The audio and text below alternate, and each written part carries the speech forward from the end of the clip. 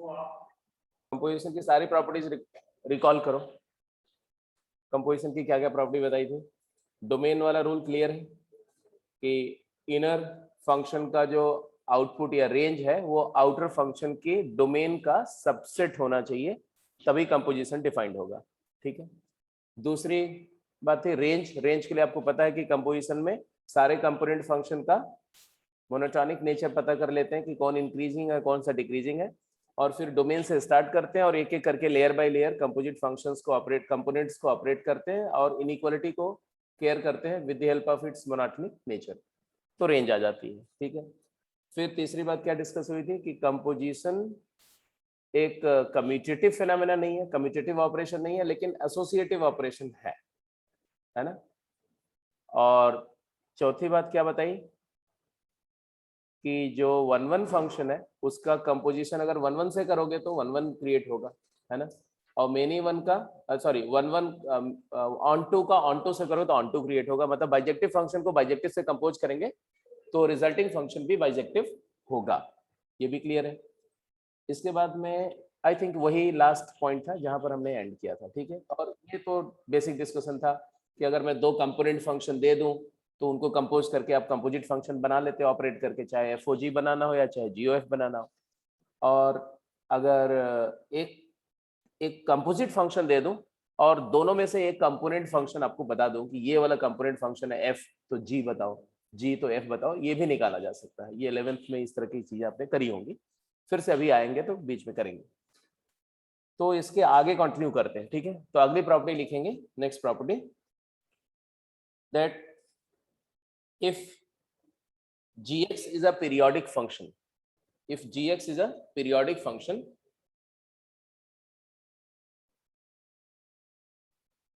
and fx be any other function composed on gx, then f of gx will be periodic with the period of gx. क्या बोला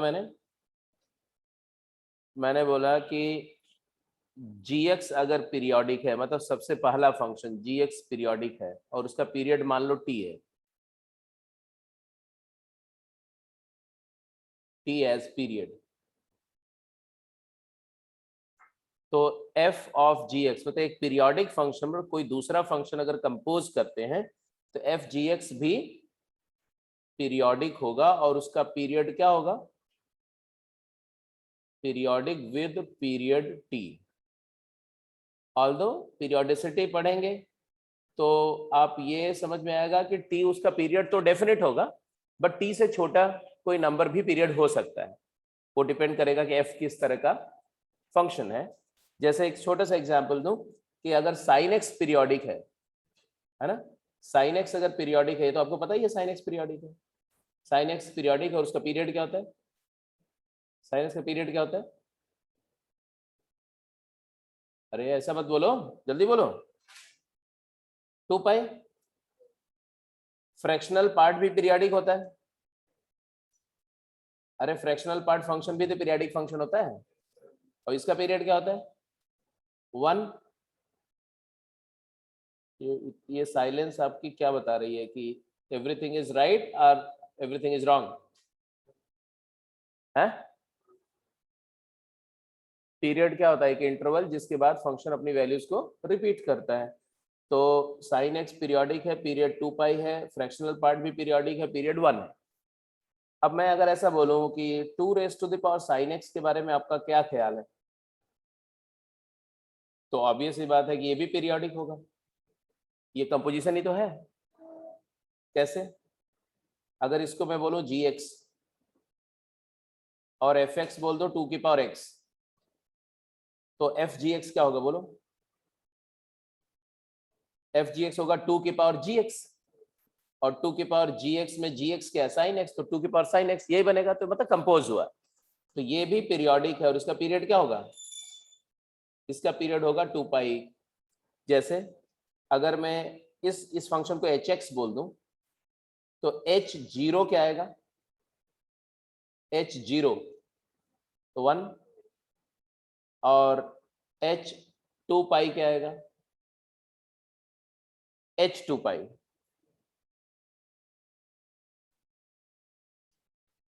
इस function में x की जगह 2 पाई डालो तो साइन 2 पाई क्या होता है 0, तो 2 की पावर 0, ये भी क्या आ जाएगा 1। h ऑफ पाई बाई 2 क्या आएगा 2, और h of 2 pi plus pi by 2 क्या आएगा 2। क्योंकि बेसिक बात यह है कि जब इन जनरल मैं बोल रहा हूं, इन जनरल अगर मैं बोलूं h of 2 pi plus x क्या आएगा, तो आप लिखेंगे 2 raise to the power sine of 2 pi plus x, because sine 2 pi के बाद अपनी वैल्यू को रिपीट करता है, तो ये वापस साइन 2 पाई प्लस एक्स क्या आ जाएगा साइन एक्स आ जाएगा। जब साइन एक्स की वैल्यू रिपीट हो गई तो इस फंक्शन की वैल्यू भी रिपीट हो गई, क्योंकि 2 की पावर x कैसा फंक्शन है इंक्रीजिंग फंक्शन है, इसमें जब इनपुट रिपीट होगा तो आउटपुट तो रिपीट, हर फंक्शन में इनपुट को रिपीट करोगे तो आउटपुट तो रिपीट होगा, सेम इनपुट पर तो वही आउटपुट फिर से आएगा। तो ये बात आपको याद रखनी चाहिए। जैसे अगर मैं बोलूं कि e raise to the power fractional part function, ये पीरियोडिक है, क्या पीरियड होगा, yes it is periodic with period, जो फ्रैक्शनल पार्ट का पीरियड है वही इसका पीरियड हो जाएगा, क्या हो जाएगा 1। तो ये प्रॉपर्टी तुम्हें बताई जा रही है इसमें, I think it is clear. Periodicity की प्रॉपर्टी याद रहेगी, बाकी जो है जब पीरियोडिक फंक्शन पढ़ेंगे तो वहां डिटेल होगा। तो ये प्रॉपर्टी थी पीरियोडिसिटी की। अगर एफ एक्स पीरियोडिक है, उसका पीरियड टी है, तो एफ के ऊपर कुछ भी कंपोज करो, चाहे मोनोटोनिक फंक्शन कंपोज करो, चाहे नॉन मोनोटोनिक, चाहे पीरियोडिक, कोई भी फंक्शन कंपोज करो, रिजल्टिंग फंक्शन पीरियोडिक होगा। और पीरियड उसका क्या होगा, जो इनर फंक्शन का पीरियड है वही उसका पीरियड होगा। तो पीरियोडिसिटी के बाद अगली प्रॉपर्टी लिखेंगे, composition of two continuous function is always continuous. अगर दो फंक्शंस ऐसे हैं जिनका ग्राफ में कोई ब्रेकेज नहीं है, उनका ग्राफ पूरी डोमेन में कंटिन्यूअस है, तो ऐसे दो फंक्शन को कंपोज करके जो फंक्शन बनेगा वो भी क्या होगा, वो भी कॉन्टिन्यूअस होगा। कॉन्टिन्यूटी में ये थोड़ा और रिगरस समझ में आएगा, अभी सिर्फ अजय इंफॉर्मेशन नोट करो। तीसरा point and last point, monotonicity. अगर दो फंक्शन को हम कंपोज कर रहे हैं, एफ और जी को कंपोज कर रहे हैं, और एफ एक्स और जी एक्स का मोनोटोनिक नेचर हमें पता है, एफ एक्स क्या होगा, या तो इंक्रीजिंग होगा या तो डिक्रीजिंग होगा, जी एक्स क्या होगा, वो इंक्रीजिंग या डिक्रीजिंग में से कुछ होगा। तो जो कंपोज्ड फंक्शन होगा, जो कंपोजिट फंक्शन बनेगा एफ ऑफ जी एक्स, वो इंक्रीजिंग फंक्शन होगा अगर एफ और जी दोनों सेम टाइप के हैं, मतलब दोनों इंक्रीजिंग है तो इंक्रीजिंग बनेगा, दोनों डिक्रीजिंग है तो भी इंक्रीजिंग फंक्शन फॉर्म होगा। लेकिन अगर अपोजिट मोनोटोनिक नेचर के होंगे, एक फंक्शन इंक्रीजिंग और दूसरा वाला डिक्रीजिंग, तो कंपोज्ड फंक्शन हमेशा डिक्रीजिंग होगा। तो आप लिखेंगे if f and g have same monotonicity then fgx will be an increasing function, but if f and g have opposite monotonicity then fgx will be a decreasing function। इस बात को मैं justify कर रहा हूं सिंपल एक example लेकर के, एग्जांपल नहीं रादर जनरल बात कर रहे हैं। मान लो हमारा फंक्शन है hx is equal to f image of g image of x, और let fx and gx both are decreasing, दोनों डिक्रीजिंग फंक्शन। तो हम जानना चाह रहे हैं कि ये फंक्शन का नेचर क्या होगा, ये इंक्रीजिंग होगा या डिक्रीजिंग। तो मैं पहले बिल्कुल एनालिटिकल तरीके से जा रहा हूं कि मान लो x2 x1 से बड़ा है, लेट कि दो इनपुट है x2 और x1, x2 बड़ा है x1 से। अगर x2 x1 से बड़ा है और इस पर हम क्या फंक्शन ऑपरेट कर रहे हैं, gx, gx फंक्शन कैसा है, डिक्रीजिंग है, तो क्या होगा बोलो, इनइक्वालिटी रिवर्स होगी, gx2 will be less than gx1, agreed और नॉट। अब इसके ऊपर हम ऑपरेट कर देते हैं क्या, f कैसा फंक्शन है, डिक्रीजिंग, तो इनइक्वालिटी फिर से रिवर्स होगी, तो f of g of x2 will be greater than f of g of x1। मानते हो कि नहीं मानते हो, क्या आप देख रहे हो कि ये h x2 है, ये h ऑफ x2 ही तो है, और ये क्या है, ये h ऑफ x1 है, तो h x2 h x1 से बड़ा प्रूव हुआ कि नहीं। अब जरा इसको देखो, x2 x1 से बड़ा है तो h x2 h x1 से बड़ा है, x2 x1 से लार्जर तो h x2 h x1 से लार्जर। क्या प्रॉपर्टी है ये? Larger the input larger is the output, therefore hx कैसा फंक्शन है? hx is clearly an increasing function. ठीक है, मतलब डिक्रीजिंग को डिक्रीजिंग से कंपोज किया तो क्या आ गया? इंक्रीजिंग आ गया।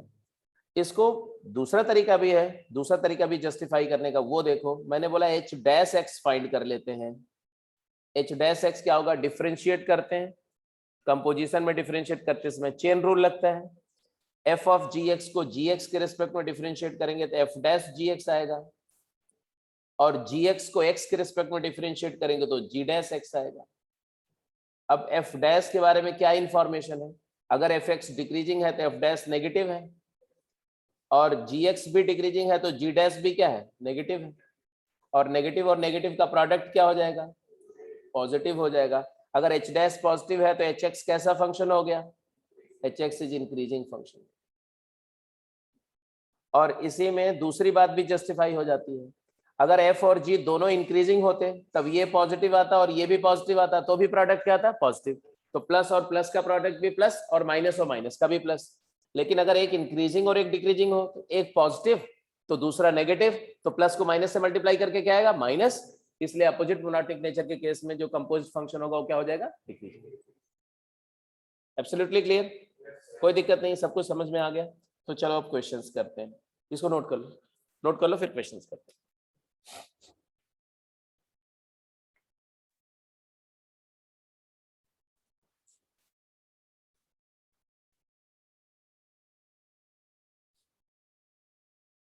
और ये जो प्रॉपर्टीज है ना, ये प्रॉपर्टीज को आप हमेशा दिमाग में रिवाइज करते रहा करो।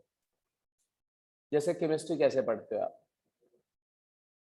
Usually, what is the basic way of doing chemistry? Most of the chemistry, except the physical chemistry, what do you do?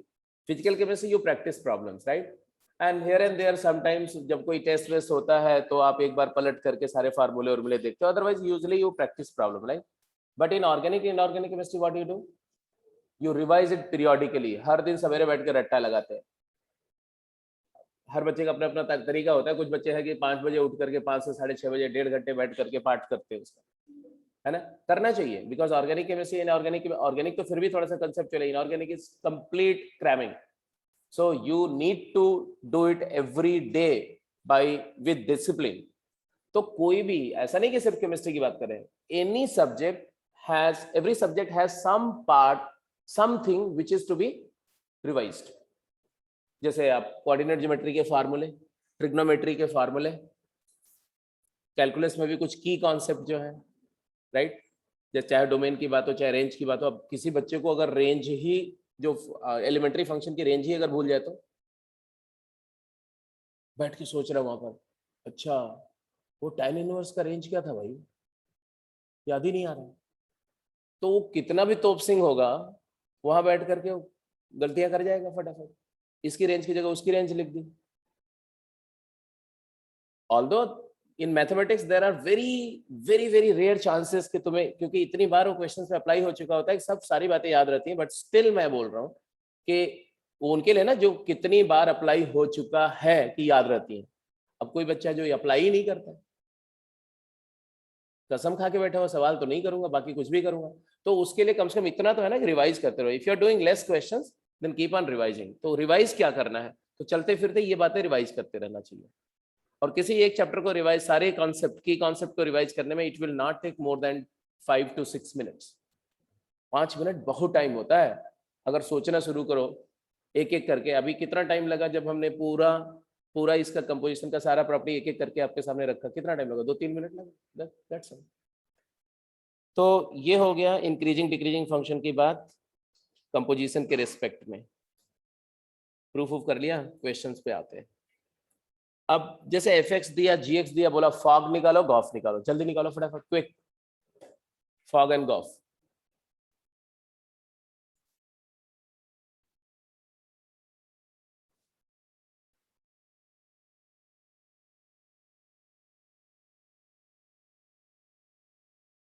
तो ऑब्वियस सी बात है कि मेरे साथ साथ ही वर्कआउट करो। जैसे अगर बोला गया गॉफ निकालो तो गॉफ एक्स का मतलब क्या होता है, तो एक्स के जो नजदीक होगा वो पहले ऑपरेट होगा, दूर वाला बाद में ऑपरेट होगा, है ना।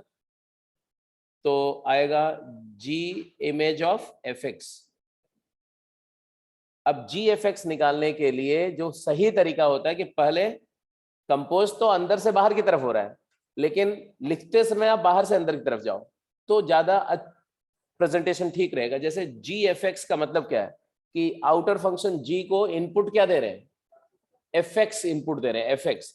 तो जी एक्स की डेफिनेशन पे जाओ।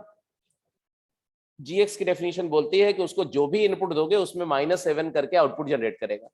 तो आप इनपुट क्या दे रहे हो, एफ एक्स, तो आंसर क्या आएगा, एफ एक्स -7। अब पहला स्टेप है कि आउटर फंक्शन में एफ एक्स इनपुट दे करके एफ एक्स के फॉर्म में लिख दो। तो एक्सप्रेस, पहला स्टेप अगर बोलो तो क्या है, express g f x in terms of, बोलते नहीं हो तुम लोग, express g f x in terms of f x. उसके बाद दूसरा स्टेप क्या है, ये पहला स्टेप था, और दूसरा स्टेप क्या है, मतलब आपने कर दिया, ये पहला स्टेप क्या लिखा, आपने लिखा g f x is equal to f x -7। अब दूसरा स्टेप क्या है,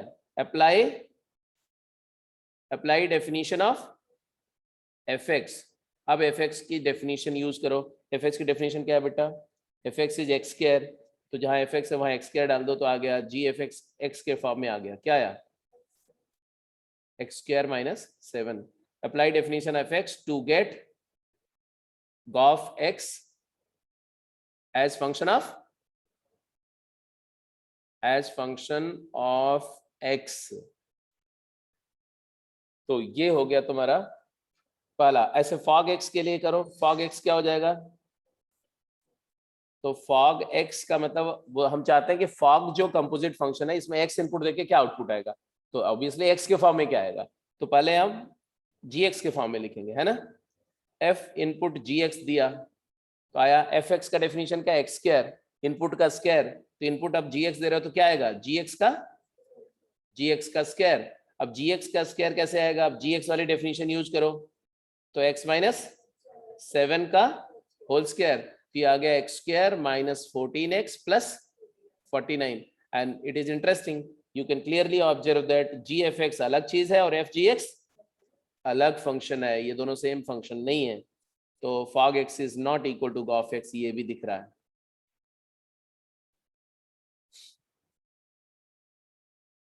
ऑल्दो यहाँ पर डोमेन दोनों का सेम है, fog और gauf का डोमेन सेम है क्योंकि ये भी पॉलिनोमियल है और ये भी पॉलिनोमियल है, दोनों क्वाड्रेटिक पॉलिनोमियल है, दोनों का डोमेन ऑल रियल नंबर है। तो डोमेन सेम हो सकता है बट रेंज डिफरेंट हो सकती है। जैसे इसकी रेंज क्या है, इसकी रेंज क्या है इस वाले की, तो -7 से इंफिनिटी, और इसकी रेंज क्या है, ऑल रियल नंबर, क्योंकि x -7 का होल स्क्वायर है, no 0 to infinity, 0 to infinity। तो रेंज अलग आ गई तो फंक्शन डिफरेंट आ गया, है ना। ए पार्ट हो गया क्लियर, कोई डाउट तो नहीं किसी को। Go to the B part, quick जल्दी से आंसर करो बी पार्ट का।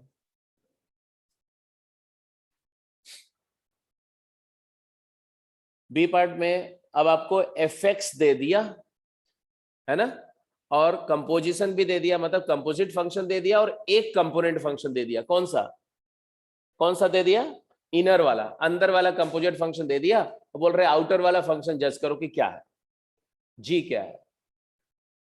तो कंपोजिशन से कंपोनेंट फंक्शन डिटरमिन करना है आपको। To find component function using composite function. 11th में बहुत सारे एग्जाम्पल किए थे इस तरह से।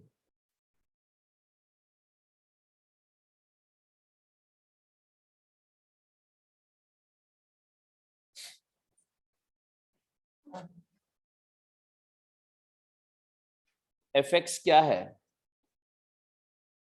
एफ एक्स दिया हुआ है एक्स स्क्वायर + 2x + 1, मतलब ये x + 1 का होल स्क्वायर है। मैं x + 1 का होल स्क्वायर क्यों इसको देखा, बिकॉज मेरे को कंपोजिट फंक्शन x+1 के फॉर्म में दिख रहा है, इसलिए मैंने ऐसा देखा। और क्या दिया हुआ है? g(f(x) दिया हुआ है ना? क्या दिया हुआ है g(f(x)? बोलो। g(f(x) is given as mod of x+1। g(f(x) को f(x) के फॉर्म में लिख दोगे तो काम चलेगा, तब f(x) दिख जाएगा, मतलब तब gx समझ में आ जाएगा। g(f(x) in terms of f(x) देखो, और f(x) दिया हुआ है तो अपने आप आंसर आ जाएगा। तो क्या लिखें?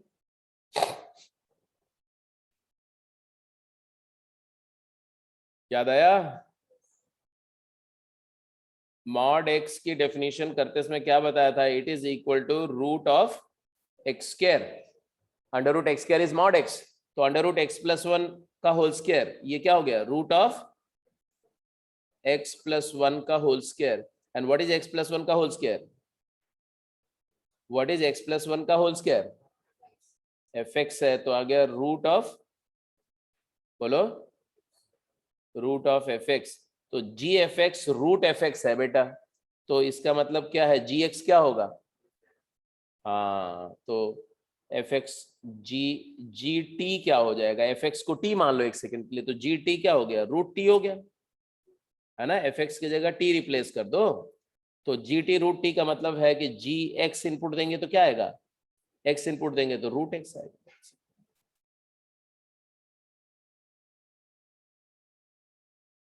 ठीक है, तो जब अंदर वाला कंपोनेंट फंक्शन दिया हुआ है तो बाहर वाला डिटरमिन कर लिया हमने।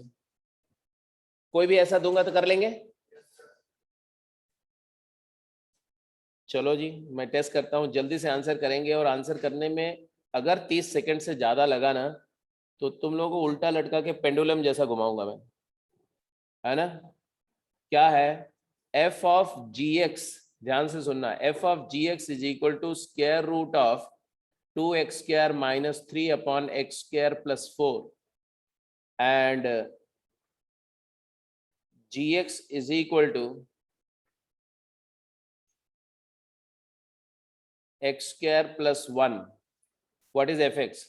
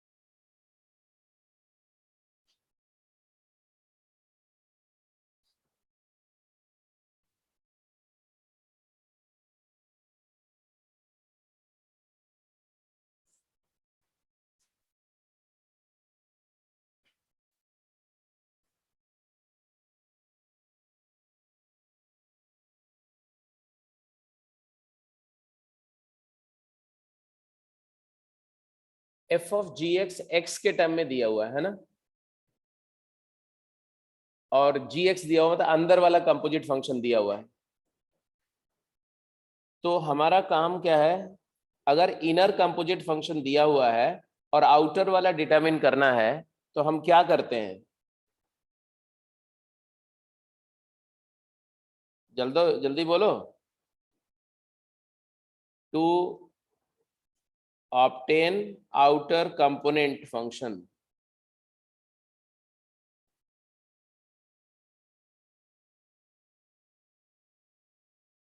एक्सप्रेस क्या करते हैं? Express composite function, express f g x in terms of g x. यही हमारा बेसिक रूल है, बस और कुछ नहीं।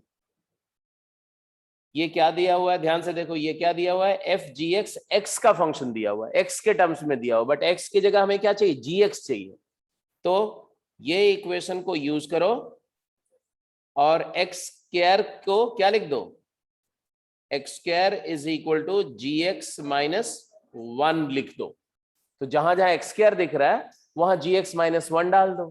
क्या आएगा? क्या आएगा, f of g x is equal to क्या आएगा बोलो, रूट ऑफ एक्स स्क्वायर की जगह जी एक्स माइनस वन डाला तो 2 बोलो 2 times g x minus one minus 3 upon g x minus one plus 4, तो जी एक्स प्लस 3 हो जाएगा। बोलो हाँ या ना। अब इसके बाद तो आपको पता ही है क्या होगा, 2gx minus 5 upon g x plus 3। अब तुम्हारा f g x in terms of g x आ गया कि नहीं आ गया। अब इसके बाद का स्टेप क्या होता है, अब जहां जाइए जी एक्स दिख रहा भाई, एफ एक्स चाहिए ना, तो इनपुट जी एक्स को इनपुट मान लो, मतलब जी एक्स को क्या मान लो, एक्स मान लो या टी मान लो। जी एक्स को सीधे एक्स से रिप्लेस कर दो, क्या कर दो, replace g x by x. तो एफ ऑफ एक्स क्या हो जाएगा बोलो, square root of 2x minus 5 divided by x plus 3। ये तुम्हारा एफ एक्स फंक्शन आ गया। अब कोई बोलेगा सर एफ जी एक्स को x कैसे लिख दिया आपने, वो तो फंक्शन ऑफ x है। तो मैं बोलूंगा x नहीं लिखना चाहते तो t लिख दो, जीएस की जगह t डाल दो, तो एफ टी आ जाएगा ना। एफ टी आ गया तो एफ एक्स आ गया। क्योंकि आइडिया ये नहीं कि आप x लिख रहे हो या y लिख रहे हो उसकी जगह पर, या z लिख रहे हो, इससे नहीं है। आइडिया ये है कि अगर आप कोई इनपुट दे रहे हो तो उस इनपुट के टर्म में आउटपुट क्या मिलेगा ये पता होना चाहिए तुम्हें। तो I hope you certainly know कि क्या आउटपुट आएगा। एफ एक्स समझ में आ गया। ये तरीका हुआ क्या कि इनर कंपोनेंट दिया हुआ है तो आउटर कैसे निकालते हैं। ऐसे ही दूसरा क्वेश्चन मैंने क्या लिखा, बी पार्ट, आउटर कंपोनेंट दे दिया और बोला क्या, इनर वाला फाइंड करो, जल्दी करके बताओ।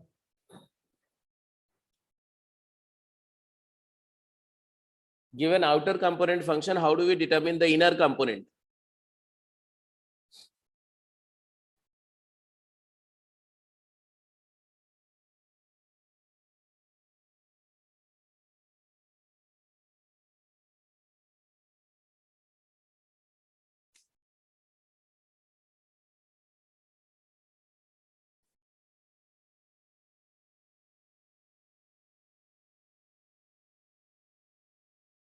To find inner component given outer component,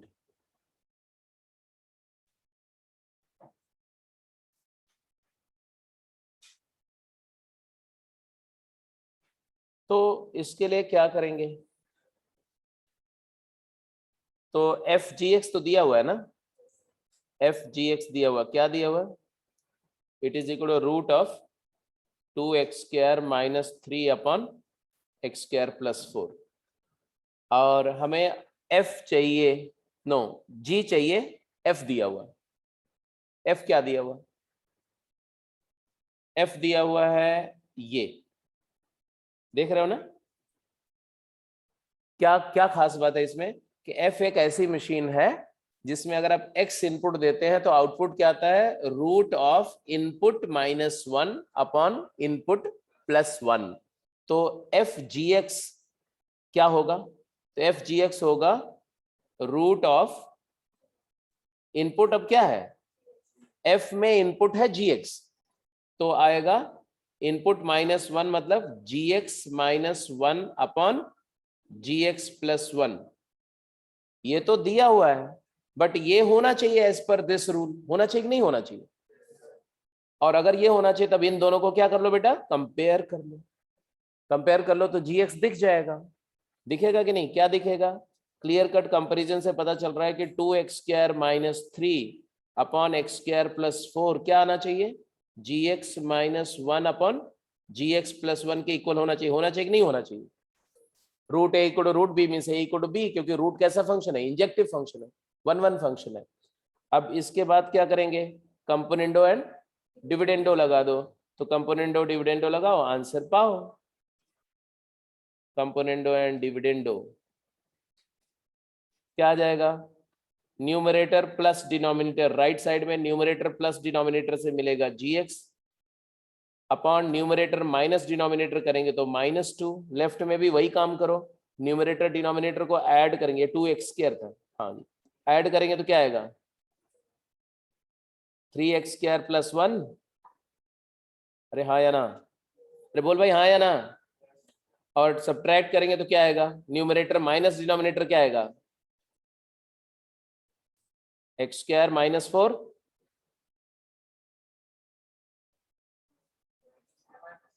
हाँ अच्छा -7 है, चलो जग रहे हो तुम लोग, ठीक है अच्छी बात है ना। अब इसके बाद क्या आएगा, जी एक्स आ गया कि नहीं,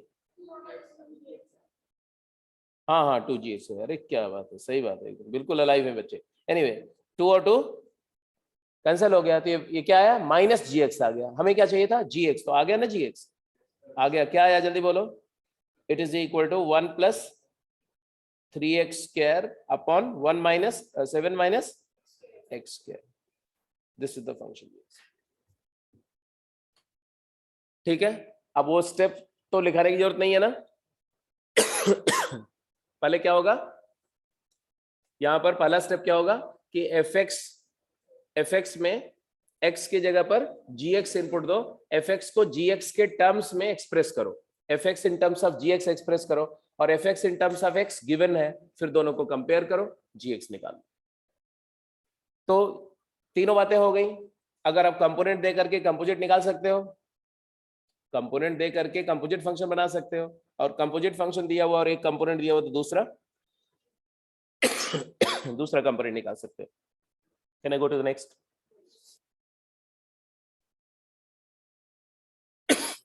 सॉरी, हाँ जी फटाफट फास्ट।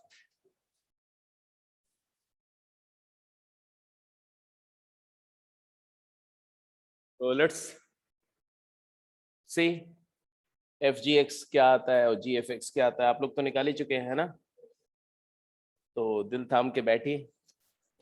एफ जी एक्स क्या आएगा, F g x, F x क्या दिया हुआ, सिग्नम एक्स है ना, सिग्नम एक्स का मतलब तो आप समझते ही हैं, सिग्नम एक्स का मतलब होता है कि it is 1 if x is positive and -1 if x is negative and 0 if x is 0. Better speaking, you may call it as it is mod x upon x if x is not equal to 0 and 1 0 if x is 0. ये signum x है basically. अच्छा जी, और gx के बारे में क्या अच्छी बात दी हुई है, gx दिया हुआ है तुम्हारा 1 plus fractional part of x, हाँ या ना, ओके ओके जी ओके। तो अब बात करते हैं एफ जी एक्स की। एफ जी एक्स का मतलब क्या है, एफ जी एक्स का मतलब होता है क्या, g x by mod g x है, f g x is equal to 1 कब,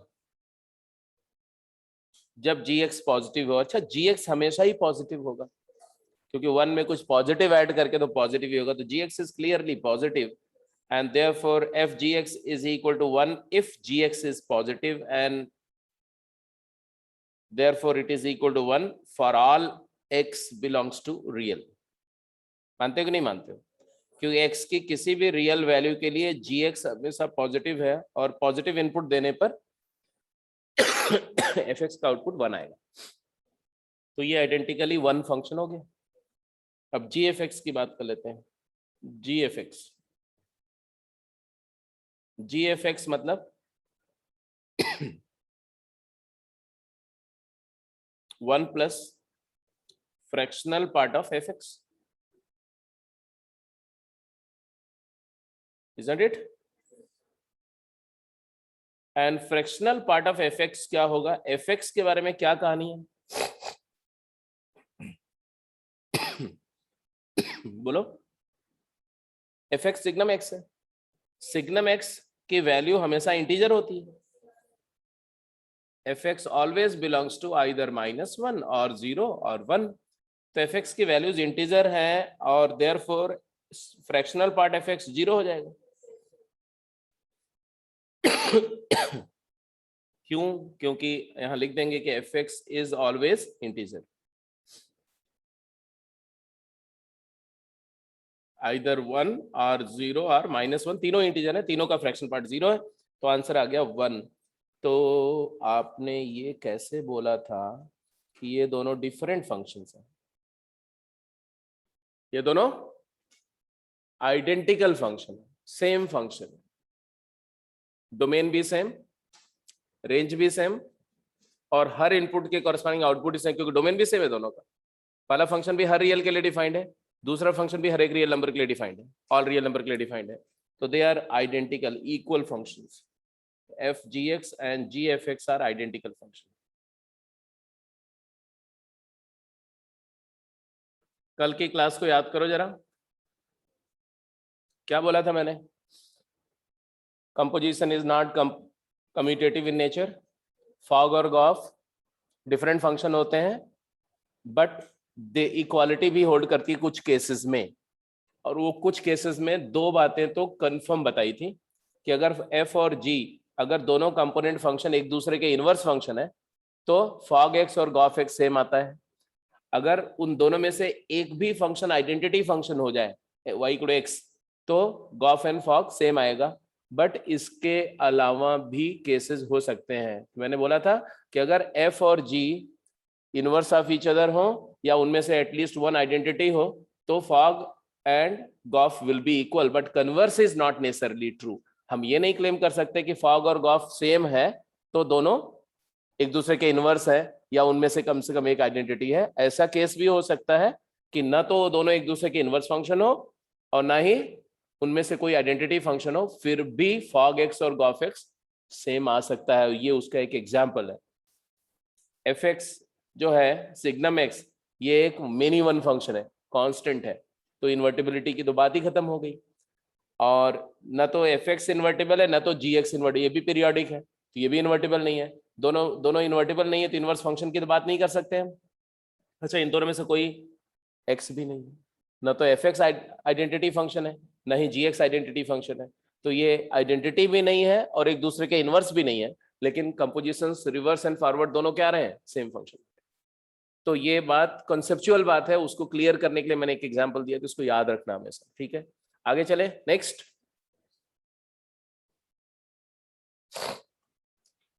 जल्दी आंसर करेंगे।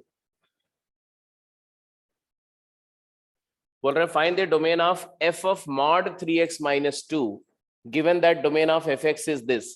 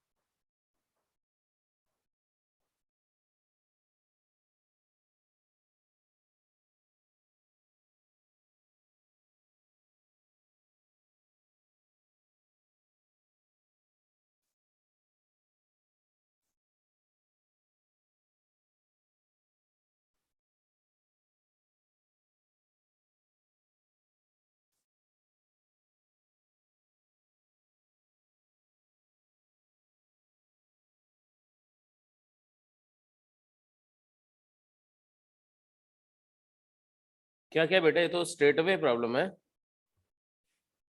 Domain of function this fx कब डिफाइंड है? fx is defined if fx lies -1 to 3। तो अगर मैं बोलूं कि f of gx कब डिफाइंड होगा? जब x की जगह gx कर दिया तो gx लाइज -1 से 3। एग्रीड और नॉट? क्योंकि f एक मशीन है जो -1 से 3 में ही इनपुट ले सकती है, उसके बियॉन्ड इनपुट के लिए वो डिजाइंड नहीं है। और उसको इनपुट क्या दे रहे हो आप ऐसे मशीन को इनपुट क्या दे रहे हो, जीएक्स दे रहे हो। अब इसका मतलब यही चीज तो जीएक्स है, ये अंदर वाला। तो जीएक्स क्या है, अरे इस क्वेश्चन में जीएक्स क्या है, मॉड 3x माइनस 2 की वैल्यू -1 से बड़ी या इक्वल और 3 से छोटी या इक्वल होनी चाहिए। अब इसमें दो इनइक्वालिटीज हैं जी, mod of 3x minus 2 is greater than equal to -1, ये बात तो हमेशा ही ट्रू है। It is true for all x belongs to real. मानते हो कि नहीं मानते हो? क्योंकि x की कोई रियल वैल्यू डालो, मॉड हमेशा पॉजिटिव आएगा, और पॉजिटिव की वैल्यू -1 से हमेशा बड़ी होगी, 0 भी आएगा तो भी -1 से बड़ा होगा। तो ये इनइक्वालिटी हर रियल के लिए होल्ड कर रही है। बट एक इनइक्वालिटी और भी है, एंड क्या, मॉड ऑफ 3x माइनस 2 की value less than equal to 3 होनी चाहिए। इसका मतलब समझ रहे हो? इसका मतलब है 3x का डिस्टेंस 2 से कितना होना चाहिए, 3 यूनिट से कम होना चाहिए। तो ये रहा 2 से 3 यूनिट राइट जाएंगे तो क्या आएगा, 2 से 3 यूनिट लेफ्ट जाएंगे तो क्या आएगा, जल्दी बोलो। लेफ्ट में आएगा -1, राइट में आएगा 5, आएगा कि नहीं आएगा?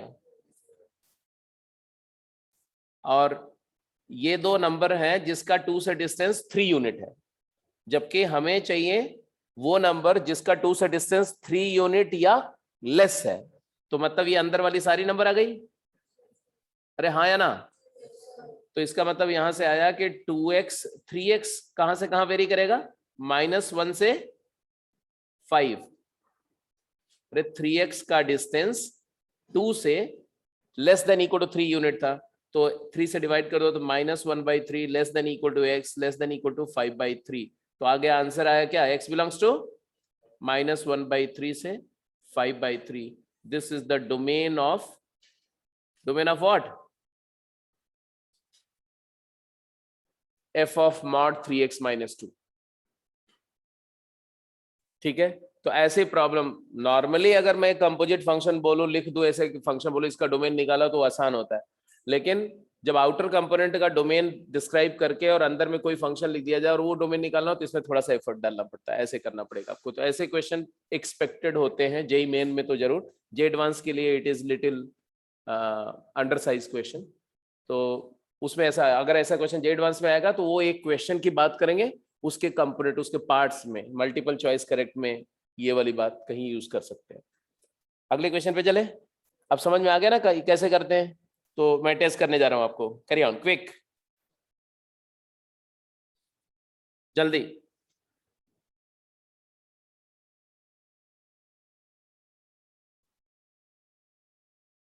अगर फंक्शन एफ एक्स 0 से 1 इंटरवल में डिफाइंड है तो एफ tan x का डोमेन क्या होगा?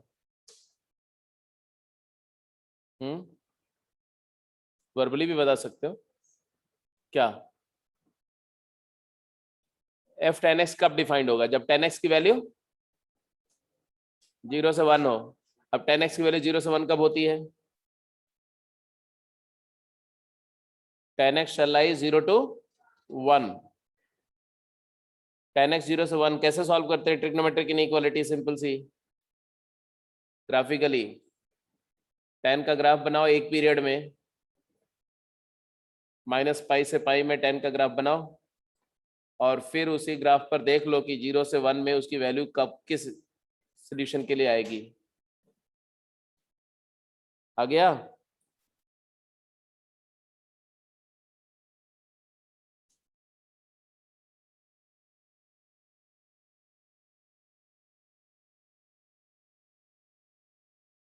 बोलो भाई, ये 0 है, ये π/2 है, ये पाई है, ये 3π/2 है, ये -π/2 है, -π है।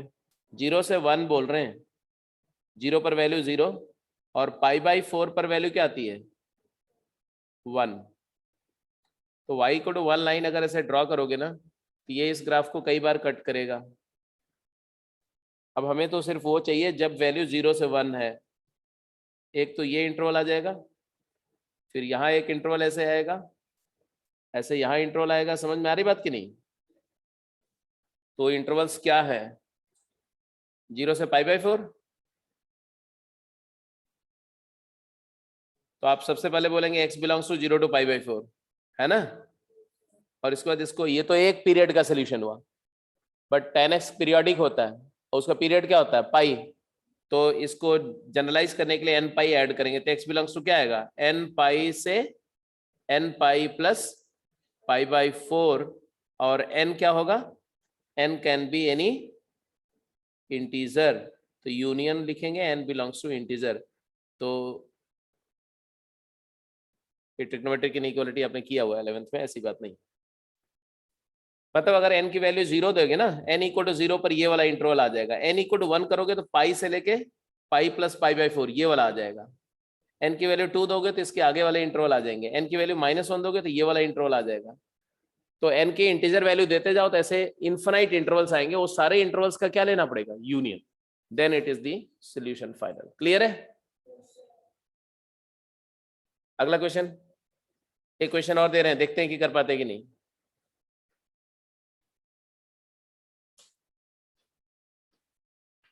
हाँ जी क्विक जल्दी।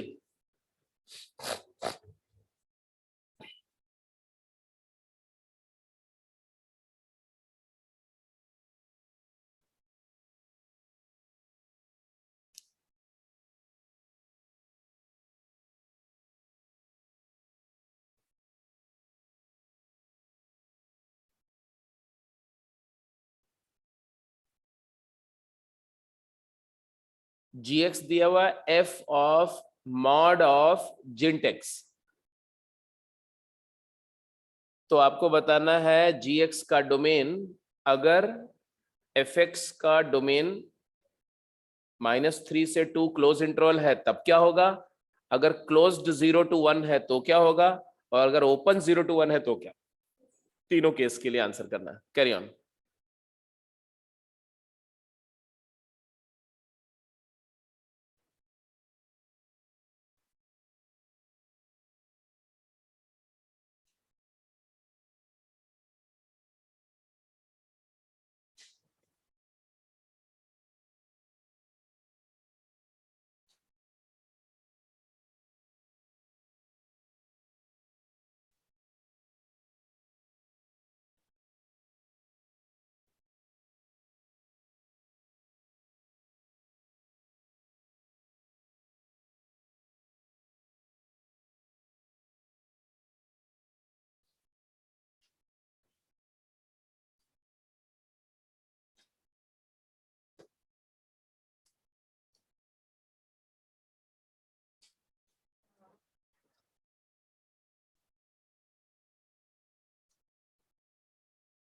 ए पार्ट में what we are supposed to do, mod of integer part of x की वैल्यू -3 से ग्रेटर आर इक्वल और 2 से लेस आर इक्वल होनी चाहिए। एग्रीड? जब मैं किसी भी नंबर के मॉड की बात करता हूं तो वो नेगेटिव से तो हमेशा बड़ा होगा, तो this inequality is always valid for all x belongs to real. तो इसको तो मैं सॉल्व करने नहीं जा रहा है, आपको करना है तो करो। किसको? लेफ्ट वाली इनइक्वालिटी हमेशा वैलिड है, उसका सोल्यूशन क्या है, x belongs to all real. But right वाली inequality need to be addressed. इसको सोचो, इसको किसी नंबर का मॉड 2 या 2 से लेस है, कौन सी नंबर का मॉड 2 या 2 से कम होता है, जो नंबर -2 से 2 के बीच में लाई करती है, क्योंकि mod of something is distance of that thing from 0। तो 0 से 2 यूनिट या उससे कम डिस्टेंस पर कौन सी नंबर है, -2 से 2।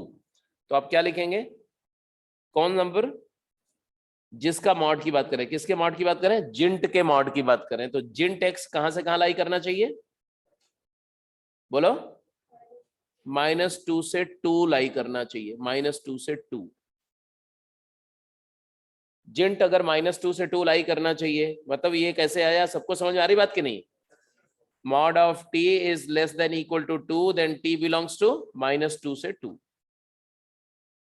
अब जिंट, किसी नंबर का जिंट अगर -2 से 2 है तो x कहां से कहां लाई करेगा। अब इसमें दो इनइक्वालिटी है भाई, जिंट x greater than equal to -2 and जिंट x is less than equal to 2। दोनों को सॉल्व करके इंटरसेक्शन लो। एक तरीका ये है दूसरा तरीका है कि ईश्वर ने आपको अकल दी हुई है, उसका थोड़ा इस्तेमाल करो। तो इस केस में जब क्लोज इंटरवल ऐसा है या ओपन इंटरवल फाइनाइट इंटरवल है, तो जिंट वाले क्वेश्चन को करने का अच्छा तरीका क्या है कि जिंट एक्स की वैल्यू या तो -2 होगी, या तो -1 होगी, या तो 0 होगी, या 1 होगी, या तो 2 होगी। सारी इंटीजर वैल्यू ले रहा है, तो एक्स क्या आएगा? तो पहले वाले केस में क्या आएगा? -2 से -1, फिर -1 से 0, फिर 0 से 1, फिर 1 से 2 एंड 2 से 3। जिंट एक्स की वैल्यू अगर 2 होगी तो क्या आएगा? 2 क्लोज्ड से 3 ओपन, तो आंसर आएगा -2 से -1 यूनियन, -1 से 0 यूनियन, 0 से 1 यूनियन, 1 से 2। ये किसके लिए है 1 से 2? इस वाले केस के लिए। और लास्ट के लिए 2 से 3। अब ये सारे जुड़ करके x बिलोंग्स टू क्या आ जाएगा? -2 क्लोज से लेकर के 3 ओपन तक। वैसे आपको याद होना चाहिए कि जिंट x अगर n से बड़ा या इक्वल है तो x बिलोंग्स टू n से इंफिनिटी। अगर जिंट x की value less than equal to n है तो x बिलोंग्स टू -इंफिनिटी से n+1। ये दो केसेस आपको यूज करने थे, तो डायरेक्ट भी आंसर कर सकते थे। देखो जिंट x ग्रेटर देन -2, तो -2 क्लोज से इंफिनिटी, इंटरसेक्शन इसका क्या आएगा? -इंफिनिटी से 3 ओपन, तो दोनों का इंटरसेक्शन लेंगे तो आंसर यही आएगा कि नहीं? जल्दी बोलो। एक इधर वाला और ये एक इधर वाला, तो इंटरसेक्शन आ गया -2 क्लोज से 3 ओपन। ठीक है, ये तो हुआ ए पार्ट का आंसर। अब ए पार्ट का आंसर किसका इसका सही था? हाँ, अगर आप मेंटली करने की कोशिश कर रहे होंगे तो पूरा गेम मेंटल हो जाएगा। तो कहाँ पर आपको मेंटल वर्क करना है, कहाँ पर थोड़ा पेन पेपर यूज करना है, यही समझदारी, यही विजडम आपको डेवलप करनी पड़ेगी। समझदार इंसान वो होता है जो जानता है कि किस वेपन का इस्तेमाल किस जगह पर करना चाहिए। सुई की जगह पे तलवार चलाने लगेंगे और तलवार की जगह पे निडल से काम करेंगे तो आप जानते हैं क्या होगा, है ना? है नहीं? दर्जी को आप तलवार दे दो, तुम्हारे कपड़े का कबाड़ा निकाल देगा वो, है गार्बेज में कन्वर्ट कर देगा। तो यू मस्ट नो कि कब तुम्हें कितना लिखना है, क्योंकि अगर आप एक भी सेंटेंस एडिशनल लिखते हैं ना एग्जाम में, तो it is going to consume some time. और अगर एक भी सेंटेंस जो जरूरी है लिखना पेन पेपर से और उसको नहीं लिखते हैं तो it is going to punish you heavily. आपने नहीं लिखा, कुछ दिमाग में कर लिया, 2-3 स्टेप आगे चले गए और फिर दिमाग में जो किया था वो वहां कुछ गड़बड़ हो गई, फिर तुम और तुम्हारी तन्हाई ढूंढते रहेंगे, मिलेगा नहीं कि आप क्या सोच के क्या लिख गए थे वहां पर। और उसमें या तो टाइम कंज्यूम होगा या तो आप गलत आंसर करके आएंगे, और एक गलत आंसर आपके पूरे करियर को खराब कर सकता है, क्योंकि एक गलत आंसर 5 नंबर का पनिशमेंट देगा आपको। 4 वो अपना लेके जाएगा क्योंकि तुम तो मान के बैठे हो कि तुम्हारा सही है, और एक नेगेटिव लेके जाएगा।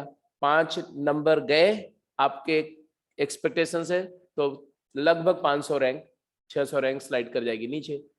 500-600 रैंक अगर स्लाइड कर जाएगी तो हो सकता है कि आप लिस्ट से आउट ऑफ लिस्ट हो जाओ। और ये तो एक ही गलती की बात कर रहा हूं मैं। सब्जेक्ट 3 है, सब्जेक्ट 3 है और पेपर 2 है, पेपर 1 एंड पेपर 2। तो अगर एक एक गलती हर एक सब्जेक्ट ने बोल दी, भाई मेरी वाली गलती भी तो ले लो, पार्शियलिटी तो नहीं कर सकते आप। जब गलती मैथ्स में करेंगे तो फिजिक्स नाराज नहीं हो जाएगी, तो वो भी एक गलती कराएगी, एक केमिस्ट्री कराएगी। पेपर 3 हो गई, 3 उधर हो गई, 3 3 6, 6 से 30 और 30 से 3000-4000 रैंक का इधर का उधर हो जाएगा हेर फेर, पता भी नहीं चलता लोगों को भाई। इसलिए जो आपको आता है, बहुत सारे बच्चे सोचते हैं ना कि हम कुछ और नहीं सीख लेंगे बातें तब सिलेक्शन होगा। मैं स्टाम्प पेपर पे लिख करके अनाउंस करके बोलता हूं कि जितना आपको आता है ना, जितना 2 साल में आप सीखते हैं, अगर ऑनेस्टली थोड़ा मेहनत करते हुए सीख रहे हैं तो अरे नहीं भी मेहनत करके सीख रहे हैं तो भी जितना आप सीख जाएंगे 2 साल में, अगर उतना ही परफॉर्म करके आ जाओगे ना तो भी सेलेक्ट हो जाओगे। बस वहां कलाकारियां जो कर जाते हैं ना आप बैठ करके, वहां पर जो अमिताभ बच्चन बनने लगते हैं ना वहां जा करके, उसके वजह से सारा नाश होता है, सारा गड़बड़ हो जाता है। तो आप ग्रीडी मत बनो वहां पर, कोई लालच नहीं, बिल्कुल ऑनेस्टली ऑथेंटिकेट तरीके से कि जितना मेरे को आता है उतना करके आऊंगा, जल्दबाजी नहीं करूंगा, जो करके आऊंगा उसको भगवान भी नहीं गलत कर सकता। ये कॉन्फिडेंस होना चाहिए कि जो मैं बोलूंगा कि ये इसका आंसर बी है, तो अगर बी नहीं होगा तो मैं चैलेंज करूंगा सुप्रीम कोर्ट में कि ये क्वेश्चन गलत दिया वो तुमने। That's it. लेकिन हम क्या करते हैं, हम पेपर देकर आते हैं, पूछे सर कितना हुआ, सर जितना जितना याद था वो तो मिला लिया है, ठीक है वो वाला तो सही हो रहा है, लेकिन 10 क्वेश्चन ऐसे हैं ना मुझे खुद ही याद नहीं मैं क्या करके आया हूँ, कंफर्म नहीं है, तो वो वाला अगर हो जाए तो वो हो गया, फिर वो तो हो ही जाएगा। जब तुम्हें खुद ही नहीं याद है कि मैं कौन सा आंसर मार्क करके आऊं, समझ लो कि क्या आपने मार्क किया होगा, कितना मजेदार होगा ना। ऐसा कभी हो सकता है कि मैं कोई क्वेश्चन को सॉल्व करूं, ऑप्शन सी लगाऊं और फिर पेपर निकाल करके बाहर आऊं, बाहर आके बोलो मुझे याद ही नहीं सी लगाया था डी लगाया था। अरे भाई ये तो कमाल है, इसका मतलब तुमने क्या किया होगा, अक्कड़ बक्कड़ बम्बे बोल। तो वो वही 10 क्वेश्चन 8 क्वेश्चन में जो चांस ले लेते हैं ना उसमें गड़बड़ हो जाती है। एनीवे बी पार्ट का आंसर और सी पार्ट का आंसर जल्दी बताओ, सेम बी और सी दोनों में सेम आएगा कि डिफरेंट, ये देखने वाली बात है, क्विक। सेम आएगा, सेम आएगा।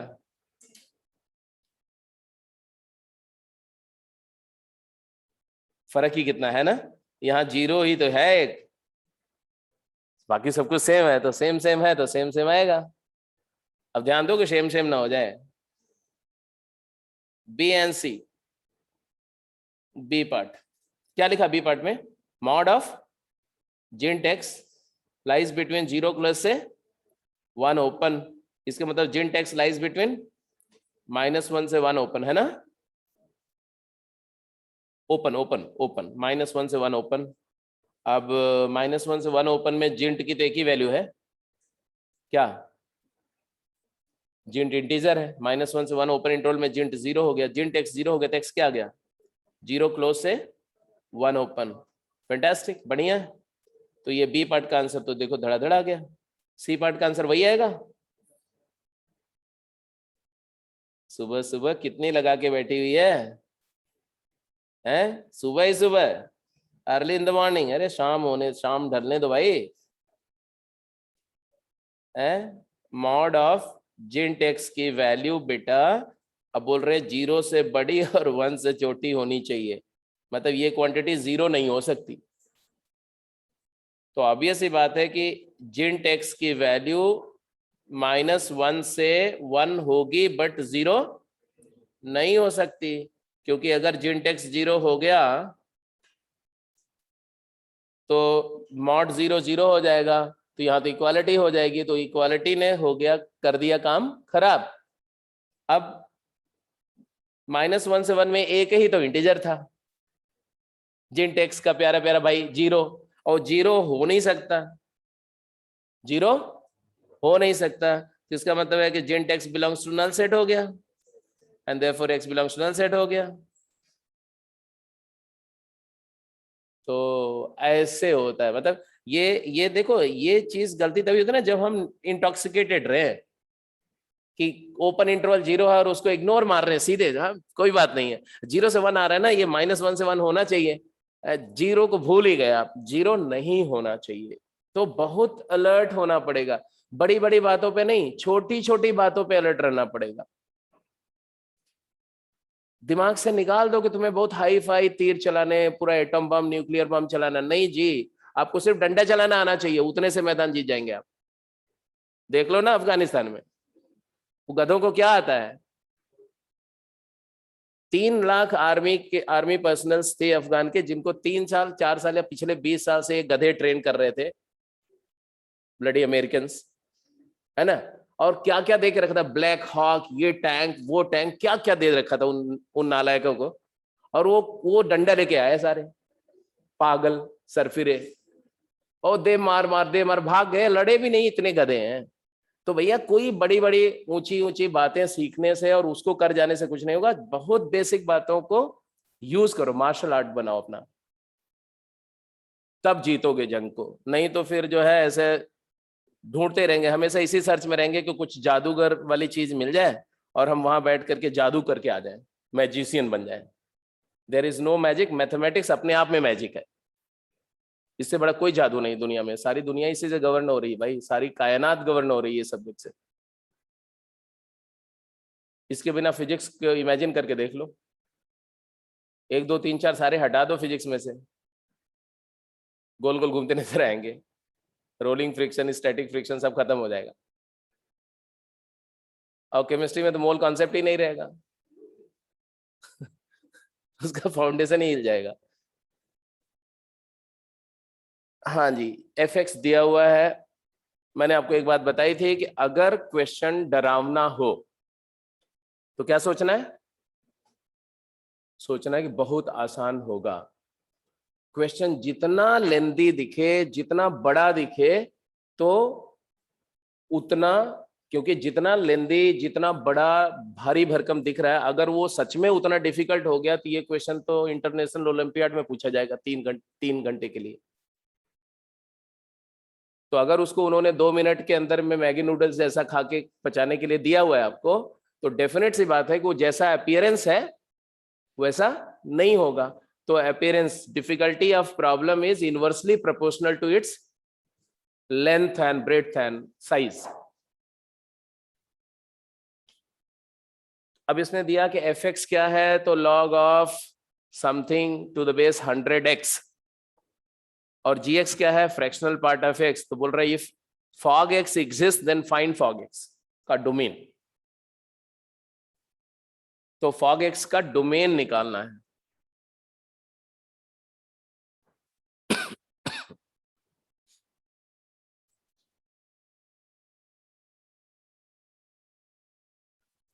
तो fog x का डोमेन निकालने के लिए, fog x कब डिफाइंड होता है, जब gx fx के डोमेन में हो, gx की वैल्यू fx के डोमेन में हो, और gx क्या है, फ्रैक्शनल पार्ट x।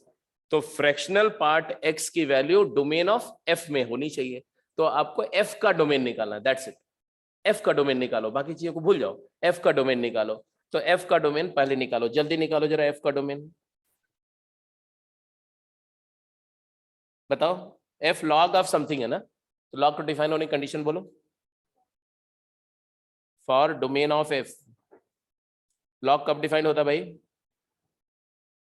जब उसका इनपुट, या तुम लोग बोलते नहीं हो, इनपुट क्या हो लॉग का, पॉजिटिव, और base positive but not equal to, बस ये सिंपल सी बात है, लिखो फटाफट।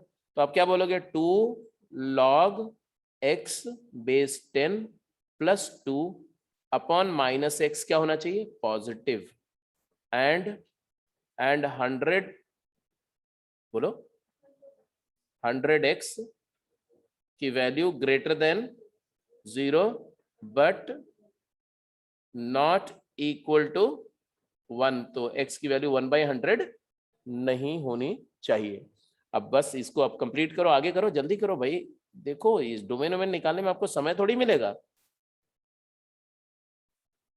कोई भी क्वेश्चन का डोमेन मैक्सिमम 10 सेकंड में आना चाहिए, इतना आपको तैयार होना पड़ेगा, मैक्सिमम 10 सेकंड। कोई भी क्वेश्चन मतलब जो क्वेश्चन ऑर्डिनरी क्वेश्चंस होते हैं, क्योंकि जो भी क्वेश्चन मिलेगा उसमें ऑर्डिनरी फंक्शन ही यूज होंगे, और उसका डोमेन देखते ही समझ में आना चाहिए, ज्यादा से ज्यादा 10 सेकंड। अब बताओ भी, एक बात बताओ मुझको, यहां से ये तो समझ में आ रहा है ना कि x पॉजिटिव होना चाहिए। अब देखो यही कलाकारी है कि हमें ये सॉल्व करना था, अब पता चला कोई बच्चा इसी पे लग गया, बाकी चीजों को इग्नोर मार के बैठा हुआ, पहले इसी के साथ भिड़ा हुआ है। ऐसा नहीं है, आपको पूरा होलसम, मतलब कि अगर आप टेबल पे क्या रखा हुआ ये देखने के लिए, अगर आप वहां जमीन पे लेट के देखेंगे तो तुम्हें कुछ नहीं दिखेगा, ठीक है, और बाहर शोरूम के खड़े होके दिखेंगे तो तब तो कुछ भी नहीं दिखेगा। और अगर यहां से इस लाइन ऑफ साइट से देखेंगे तो शायद कुछ कुछ दिख जाए, और इससे देखेंगे तो सब कुछ दिखेगा, ऊपर से देखेंगे तो हर चीज दिखेगी। तो आपका पॉइंट ऑफ व्यू बहुत इंपॉर्टेंट होता है कि आप कहां से, किस एंगल से क्या चीज देख रहे हैं। और जब तक हर चीज नजर में नहीं रहेगी तो आप या तो गलत रास्ता पकड़ेंगे या तो लंबा रास्ता पकड़ेंगे। तो हमने क्या बोला कि ये हमें सॉल्व करना था, मैं a/b greater than 0 means a into be greater than 0, फिर इनइक्वलिटी खोल करके और थोड़ी देर बाद हाथ पांव ठंडे हो गए, ऐसे नहीं करना। आप पहले यहां से देख लो ना, एक्स तो पॉजिटिव होना चाहिए, अगर एक्स पॉजिटिव होना चाहिए तो ये नेगेटिव हो गया कि नहीं, और ये नेगेटिव हो गया तो रेशियो पॉजिटिव है और डिनोमिनेटर नेगेटिव है, तो न्यूमरेटर क्या होना चाहिए, न्यूमरेटर नेगेटिव होना चाहिए। तो यहां से देखो रिड्यूस हो गया, सिंपल सा बन गया, log x बेस 10 प्लस 2 की वैल्यू लेस देन 0 होनी चाहिए। इसका मतलब है log x बेस 10 की वैल्यू लेस देन -1 होनी चाहिए, होनी चाहिए कि नहीं होनी चाहिए।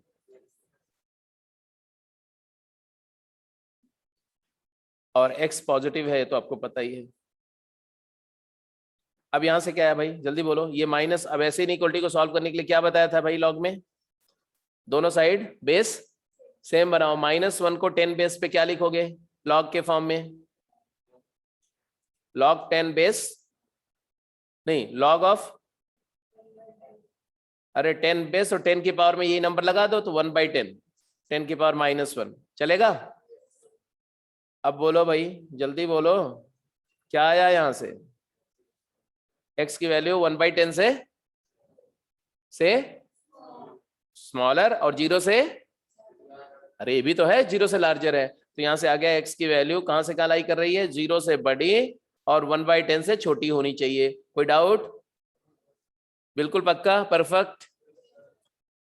लेकिन एक और कंडीशन भी है इसके साथ, क्या, हाँ x की वैल्यू 1/100 नहीं होनी चाहिए, 1/100 इसमें आएगा तो 1/100 नहीं होनी चाहिए। So this is the domain of, किसका डोमेन आया, ये fx का डोमेन आया। और fgx को डिफाइन होने के लिए, fgx टू बी डिफाइंड, जल्दी बोलो, gx क्या होना चाहिए, gx की वैल्यू इसी में लाई करनी चाहिए। तो gx मतलब फ्रैक्शनल पार्ट x की वैल्यू क्या होनी चाहिए, 0 से बड़ी होनी चाहिए, जो कि होती है कि नहीं होती है, हमेशा नहीं होती, कभी कभी 0 भी हो जाती है, इसका ध्यान रखना है। 0 से बड़ी और 1/10 से छोटी होनी चाहिए, बट 1/100 नहीं होनी चाहिए। हमें फ्रैक्शनल पार्ट की कंडीशन तो आ गई।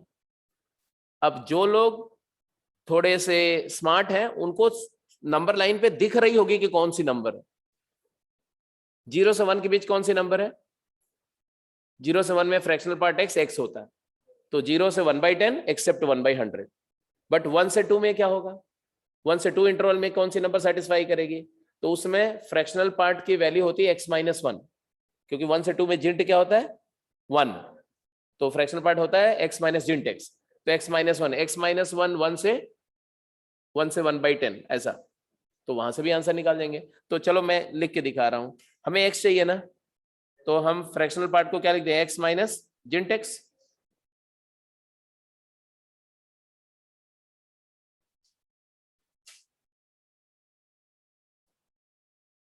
चलेगा। तो x क्या आ गया, x की वैल्यू जिंट ऑफ x से जिंट x प्लस 1/10 होनी चाहिए, बट x की वैल्यू जिंट x प्लस 1/100 के इक्वल नहीं होनी चाहिए। अब जिंट x क्या होता है, कोई इंटीजर होता है, तो लेट जिंट x एज n, जिंट x को x n मान लो, तो आ गया x belongs to n open से n plus 1/10 open except n plus 1/100, और ऐसे जितने भी इंटरवल आएंगे n की वैल्यू इंटीजर डाल करके वो सारे answer, n can be any integer, मतलब n को 0 दोगे ना तो पहला इंटरवल आ जाएगा, n को 1 दोगे तो 1 से लेकर के 11/10 के बीच में सारी नंबर लेंगे, सिर्फ 101/100 छोड़ देंगे। ऐसे n को 2 लेंगे तो 2 ओपन से लेकर के 21/10 के इंटरवल में से 201/100 छोड़ देंगे। ऐसे ही हर ओपन इंटरवल में से एक एक बीच की नंबर मिसिंग रहेगी। ऐसे इनफाइनाइट इंटरवल्स का union is the domain of this function. Is that clear? तो ये हो गया कि कंपोजिट फंक्शन, हम कंपोजिट फंक्शन में तरह तरह की प्रॉब्लम कैसी पूछी जाती है, ठीक है, कभी डोमेन पूछ लेंगे, कभी आउटर कंपोनेंट पूछ लेंगे, कभी इनर कंपोनेंट पूछ लेंगे, कभी उसका मोनोटोनिक नेचर पूछ लेंगे, कभी उसका पीरियड पूछ लेंगे, कभी वो बोलेंगे कंटिन्यूअस है कि नहीं है, बाइजेक्टिव है कि नहीं है, समझ रहे हो सारी बात। तो ऐसे तमाम जितनी बातें मैंने डिस्कस करी इसी पर बेस करके प्रॉब्लम्स बनेंगी, ठीक है। Rest you practice the problem, जो आपके गेम में है, एक्सरसाइज में है, तो आपको अपने आप कमांड आएगा और कितना बेटर लेवल तक जा सकते हैं आप। इसके बाद एक और बात आती है जी, और उसको बोलते हैं अभी तक हमने जो कुछ कंपोज किया, भी क्वेश्चन लिख लो, अभी तक हमने जो कुछ भी कंपोज किया उसमें दोनों फंक्शन दिए हुए थे एफ और जी, और दोनों सिंगल शॉर्ट फंक्शन दिए हुए थे, मतलब F x is x square, तो पूरी डोमेन में उसका एक डेफिनेशन था, यूनिफॉर्मली डिफाइंड बोलते हैं इसको, कि एफ एक्स भी यूनिफॉर्मली डिफाइंड था, जी एक्स भी यूनिफॉर्मली डिफाइंड था, और हमें बोला कि एफ जी एक्स निकालो, निकाल दिया, जी एफ एक्स निकालो, निकाल दिया। अब हम बात कर रहे हैं कि व्हाट इफ दोनों में से एक फंक्शन या दोनों के दोनों फंक्शन ऐसे मिल जाए जो यूनिफॉर्मली डिफाइंड ना हो, नॉन यूनिफॉर्मली डिफाइंड हो। क्योंकि हेडिंग जब दी थी शुरू में, जब स्टार्ट किया था, तो मैंने बोला था composition of uniformly and non uniformly defined function. तो यूनिफॉर्मली वाली बात तो हो गई, वो आसान है। नॉन यूनिफॉर्मली डिफाइंड फंक्शन हो तो क्या होगा? What do mean by non uniformly defined? एक ऐसा फंक्शन जो अपने डोमेन के एक पार्ट में अलग फार्मूले से डिफाइंड होता है और दूसरे पार्ट ऑफ डोमेन में वो अलग फार्मूले से, मल्टीपल फार्मूला फंक्शन अगर हो तब कैसे कंपोज करेंगे? तो आप लिखेंगे composition of non uniformly defined function.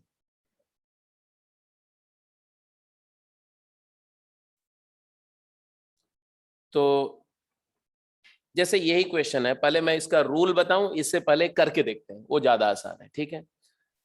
क्या दिया हुआ इस क्वेश्चन में? एफ ऑफ एफ एक्स निकालना। क्या निकालना है? एफ ऑफ एफ एक्स निकालना है। तो पहला स्टेप हम क्या करेंगे? सबसे पहले क्या करेंगे? एफ एक्स का एफ एक्स निकालने के लिए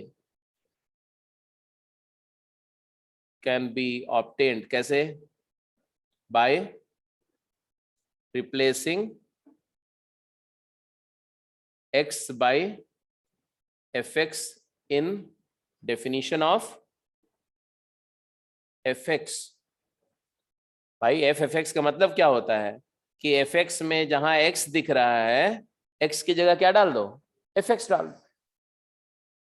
तो डाल दिया भाई। f of fx क्या आएगा? If you replace fx in place of x in the definition of fx, तो राइट साइड में क्या आएगा बताओ? 1 प्लस fx, और यहां आ जाएगा 3 माइनस fx, यही आएगा कि नहीं? लेकिन कंडीशन भी तो fx के टर्म्स में आएगी ना।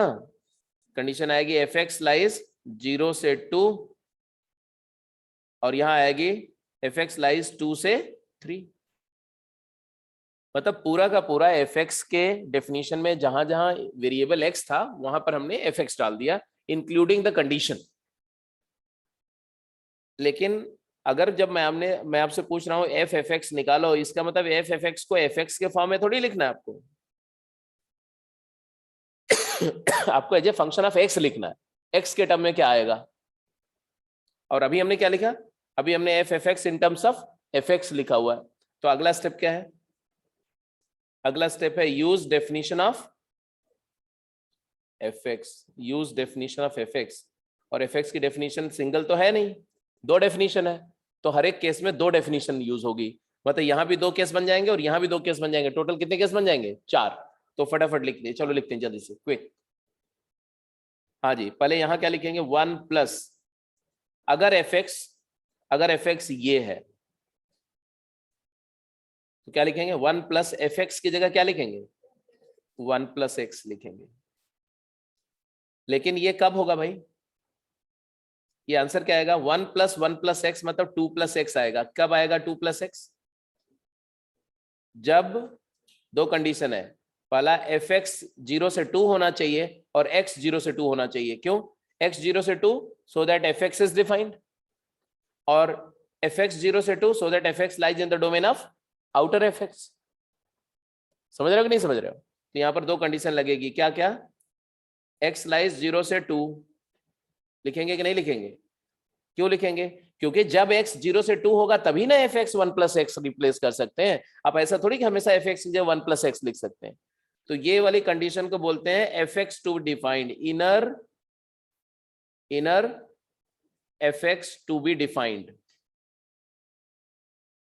क्योंकि अगर x 0 से 2 के बजाय 2 से 3 होगा तब fx 1 प्लस एक्स नहीं होगा, तब तो वो 3 माइनस एक्स हो जाएगा। एंड ये भी तो लिखेंगे ये वाला, ये इसको भूल जाएंगे क्या? अगर हम ये वाला फार्मूला यूज कर रहे हैं तो ये कंडीशन भी तो है, fx लाइज 0 से 2, मतलब 1 प्लस एक्स लाइज 0 से 2। कितने लोगों को बात समझ में आ रही? जल्दी बोलो।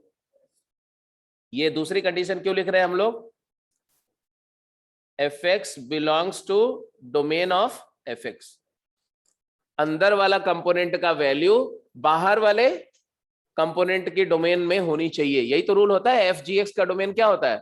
जी एक्स डिफाइंड हो और g x lies in the domain of f, तो वो यूज हुआ। ऐसे दूसरी कंडीशन क्या लिखेंगे बोलो? जब एफ एक्स की वैल्यू 3 माइनस एक्स हो जाए तो क्या आ जाएगा? 1 प्लस 3 माइनस एक्स। कब होगा? 1 प्लस 3 माइनस एक्स मतलब 4 माइनस एक्स हो जाएगा। कब? अभी भी हम लोग इसी केस को डेवलप कर रहे हैं। इसी केस में 2 केस बने ना, तो दूसरे वाले केस की बात कर रहे हैं, ये वाले केस की बात कर रहे हैं। कंडीशन बोलो। x लाइज 2 से 3, पहले ये वाली कंडीशन लिखो। 2 less than equal to x, less than equal to नहीं, strictly less, and less than equal to 3।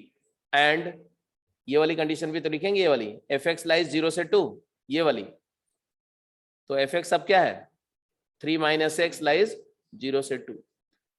आराम से बताओ, समझ में आ रही बात की नहीं? आ गई। ये पहले केस को हमने पूरा कंप्लीट कर लिया। ऐसे दूसरे केस को जल्दी से कंप्लीट करो, जल्दी से। दूसरे केस में क्या आया? 3 माइनस, अब ये वाली डेफिनेशन को यूज कर रहे हैं, ध्यान दो। 3 माइनस 1 प्लस एक्स एक आएगा और एक आएगा 3 माइनस 3 माइनस एक्स। आएगा कि नहीं आएगा? 3 minus 1 plus x that is क्या आएगा? ये 2 माइनस एक्स। कब होगा ये? और ये वाले में तो x आ जाएगा, कब होगा ये बताना है हमें। तो ये कब होगा भाई? इसके लिए जब fx 3 माइनस एक्स हो, नो, जब fx 1 प्लस एक्स हो, सॉरी, fx 1 प्लस एक्स होना चाहिए ना, ये वाला। कब होता है ये पहली वाली कंडीशन फिर से आ जाएगी। 0 less than equal to x less than equal to 2। And दूसरी कंडीशन ये वाली कंडीशन, ये वाली, तो 1 प्लस एक्स वेरीज 2 से 3। और यहां पर अब ये वाली सेकेंड वाली condition, 2 less than x less than equal to 3 and 3 minus x varies 2 से 3। क्लियर है? अब करना यही था, जब एफ एक्स और जी एक्स दोनों नॉन यूनिफॉर्मली डिफाइंड है तो यही काम करना है। लेकिन इसके बाद अभी काम थोड़ा सा बच जाता है कि ये और ये, इन दोनों का क्या लेना पड़ेगा? इंटरसेक्शन।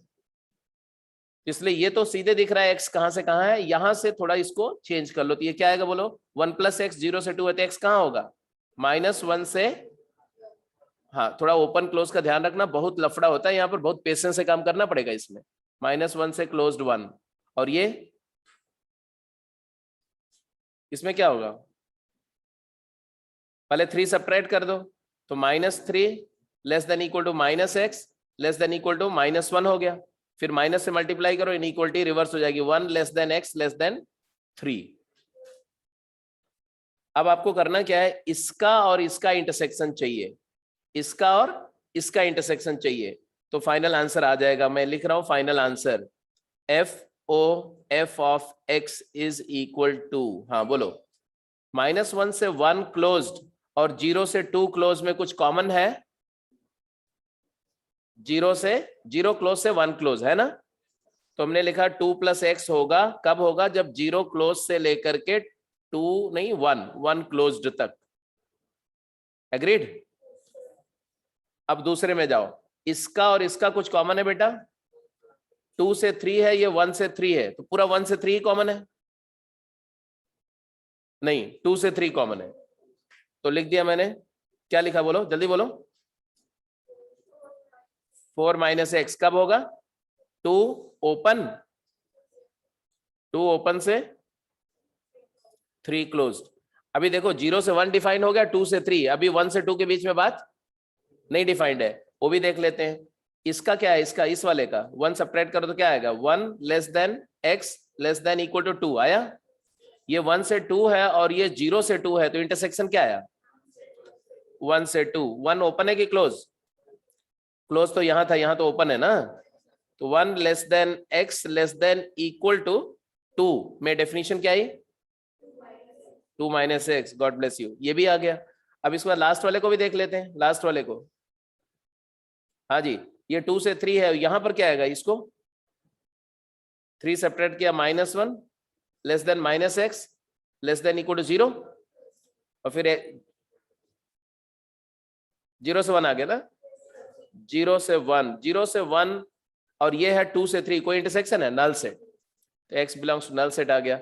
मतलब आप बोलेंगे कि जो लास्ट वाली डेफिनेशन है x, ये वैलिड नहीं होगी, तो इसका मतलब है कि fo fx आ गया, आई नहीं गया, उसका डोमेन भी पता चल गया। What is domain of this function, तो 0 से 1, 1 से 2, 2 से 3, तो 0 क्लोज से 3 क्लोज इसका डोमेन हो गया। ठीक है जी, तो ऐसे नॉन यूनिफॉर्मली को ऐसे कंपोज करते हैं, ठीक है। बट स्टिल आपको मैं एक लेक्चर शेयर करूंगा इस पर, और उसमें थोड़ा और भी नॉन यूनिफॉर्मली वाले कंपोज्ड, मतलब ये पूरा एल्गोरिथम उसमें लिखा भी होगा, उसको डिस्कस किया गया होगा, तो वो जो क्वेश्चन उसमें है उनको भी कर लेना, और बाकी क्वेश्चंस करेंगे। तो कंपोजिशन इज ओवर। अब अगली जो क्लास होगी आपकी, उसमें हम लोग करेंगे inverse function and invertibility of function. हाँ, अर्ली इन द मॉर्निंग, जो आपको सूट करे।